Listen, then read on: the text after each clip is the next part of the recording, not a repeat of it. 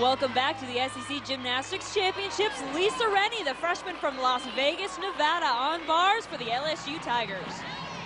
LSU's got a great competition going so far, and Lisa has a very difficult bar set planned. Toe on to invert position, up to a full twist. Giant half. This is a key element right here, her release move. Much better than the last competition I saw her do it in, a little bit higher above the bar. Bail to handstand.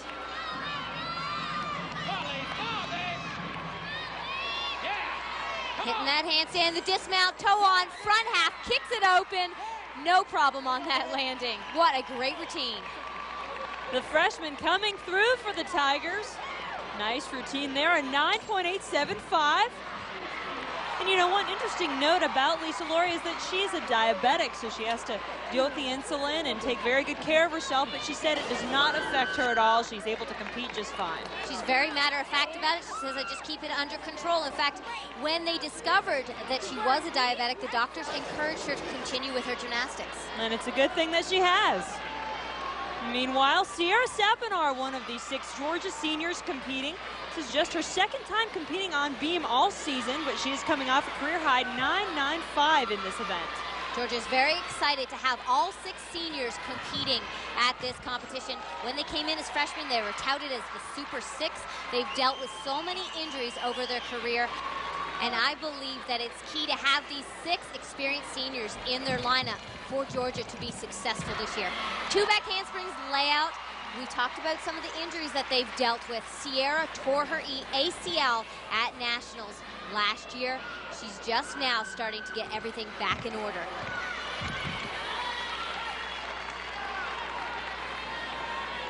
An excellent beam worker for Georgia. Just quite a bit of experience and maturity, and that certainly helps on this event.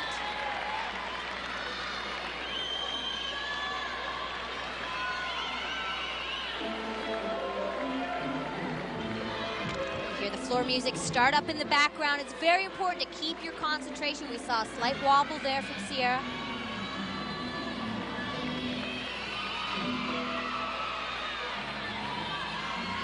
Just the dismount, an element where the ACL tear may be a factor, not a problem. Cartwheel gainer, full solid landing. Another great routine for Georgia. They are getting the job done when they need it. Absolutely. Sierra Sapinar with a 9.925. And remember, again, that is just the second time she has been on beam all season, and she comes through.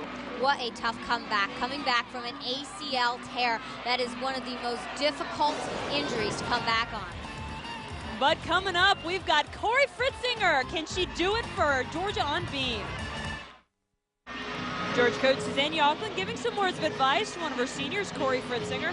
Corey, along with her teammate Marlene Stevens, 2 seniors who've had to take on a bit of a different role this year. I think that we've got them in a position where mentally they know what their role is, both Corey and Marlene, and they've accepted the fact that they're not doing 4 events, but they're doing 2 events where we need really high scores. And we're talking 9.95s is something that we expect from those girls on the 2 events that they are doing. So I think they've adjusted very well to that. Corey has really stepped it up and been very consistent on the uneven bars for us. Our highest score this season in balance beam, she's put up some big scores under pressure as well. Corey is in 3 events tonight. Her main focus is the bars. We saw her get the big score there, and of course balance beam. She is now last up in the lineup on beam since Kinsey is out with the knee injury. Tumble series, 2 back handsprings layout, right on top. Corey suffered a high ankle sprain early in the season, during preseason, and that has kept her out of floor. We've really missed her personality on that event. But she has been getting the job done for Georgia on the other events. And time again, we see her come through under this kind of pressure. Georgia wants a big score here. And really, Lori, if you think about, usually in the anchor position for Georgia, we see Kinsey row, but of course, we saw Kinsey go down with that knee injury on the vault. Now in that anchor position, you've got Corey Fritzinger, who is someone who really thrives in this type of a situation. There it is. That is her 3rd big skill. She hit her tumble series. She hit the gainer layout. That was the wolf jump 3/4. Now it's just the dismount. And listen to the crowd get up for her. They want a big score here. If she nails this, this could be huge. Legs glued together, not a movement. That is a huge routine. And the Georgia fans and the Georgia gymnasts know it. Corey Fritzinger knows she's put together a great routine. All that's left is to find out what the judges think. And take a look at that crowd. As we've said, there are a lot of Georgia fans here waiting to see those scores from the judges. You could see the confidence in her eyes. She nailed every single element. Heading into that dismount, she flared it open, hit the landing. What is the score? What will they give her? The crowd's chanting 10.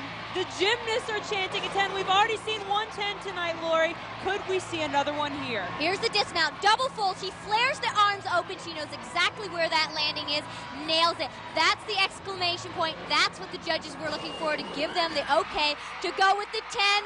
And she gets it. There it is, a perfect 10 for Corey. The first perfect 10 in SEC championship history on the balance beam by Corey Fritzinger. What a huge score for the University of Georgia. We just saw Alabama go out of their last rotation, finishing with a 10. Now Georgia answers. This is a different animal than vault and floor. Vault, it's one skill. You nail it, you can get the 10. Floor, you can make small mistakes and cover them up. Beam, you have to be awesome and perfect. And look at that score by Georgia on beam. A 49.525 is an SEC championship record, topped off by that perfect 10 by Corey Fritzinger. And the Georgia Gym Dogs will leave this rotation with a lot of cheers from those fans in the crowd. And take a look, there's our leaders after 5 rotations, very close. Georgia and Alabama, as we expected, right up in there for that top spot. We've got 1 rotation left for those 2 teams. We'll have the 6th rotation when we come back. Welcome back to the arena at Gwinnett Center. The SEC Gymnastics Championships are heating up. We are in the home stretch here. You just saw those scores between Georgia and Alabama, very tight. Georgia is on a bye in rotation number 6, but Alabama is on vault. It's one of their strongest events. They have the potential to put up some huge scores here, and all they can do now is, Lori, try to put up a big score and get themselves out enough ahead, because then they're going to have to watch Georgia compete in their final event, rotation number 7. Dana Folletti doing a very interesting style of vault, a full twisting on back pike, unique, the only one in this competition, a vault that has been made doable by this new vaulting table because of the larger surface area. And Dana Folletti does it well. She gets a 9.9, called one of Alabama's most improved gymnasts this year as we take another look at her vault. The flight on is different. She adds the full twist for a 9.9 out of a possible 10. Well, Florida is on bars for this rotation. They're ranked number 4 in the country in this event, but remember, they're going to have to do it without Kristen Stuckey. There you see her. She injured her leg during warm-ups earlier in this meet, so it's going to be a challenge for Florida to put up some big scores without her. Well, she just injured herself when we were warming up balance beam, and she won't be able to compete for us possibly for the rest of the season, so she's sitting down tonight. It's a major loss for us on the 2 events that she does do, which is bars and beam. You know, she's been hitting between a 9.9 and 10 every single time she goes out. So that's a really rough blow for us, but we're a strong team, and our alternates are ready to go, so we'll fight as hard as we can. And a major heartbreak for Kristen Stuckey, who has already undergone 7 knee surgeries. She will be missed on this event. But a strong competitor for the Gators is senior Erin Pendleton. This is the only event she's competing in these championships, and is the Florida record holder on bars. She is somewhat of a bar specialist. Inverts to a straddle Jaeger, bail to handstand. She's a petite athlete. That works well on this event. Here's the dismount, double layout, nails the landing, just drops into that final landing.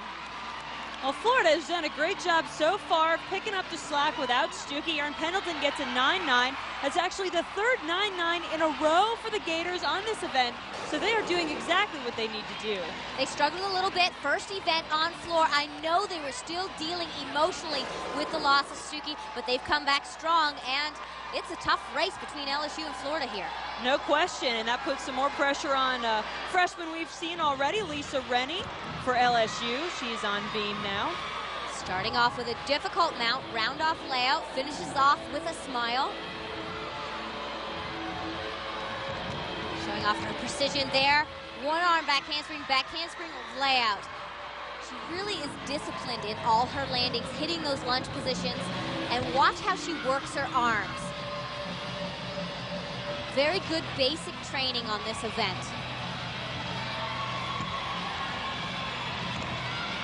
Pike jump to a pike open. Quite a stunning combination there. Lisa has gone 9-9 or higher on beam in 3 of the last 4 meets. 2 straddle jumps, incredible flexibility, hitting that 180-degree split. Showing a front element into the dismount, a slight pause in that combination, but a stuck landing. Very precise, not many deductions whatsoever. Well, she seemed very happy with it, as she should be. Lisa Rennie gets a 9.95. That's a new career high for the freshman. And this is what LSU needs to do here, Lori. Look at the precision in her arms.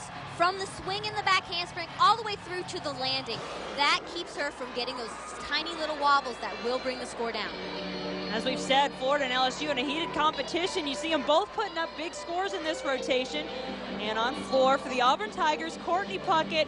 She's from Lilburn, Georgia, just around the corner from this arena, has a lot of fans here, and she is a great performer on floor. She told me her mother actually purchased 200 tickets to sell to her families and friends. And this is her event. This is where she really shines. She keeps that great smile on her face through the whole routine, just really draws the crowd and the judges into what she's doing on the floor. And Auburn scored very well on their last event, beam. Jeff Thompson, head coach, came up to me and said, I just hope we can do it again on floor. This is an event that Jeff has touted as their saving grace all year. This is the event that they end on at every home meet, and it has won them many competitions at home.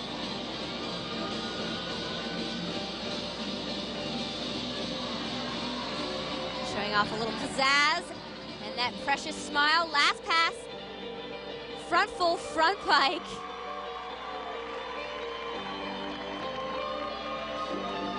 Another stunning routine by Courtney.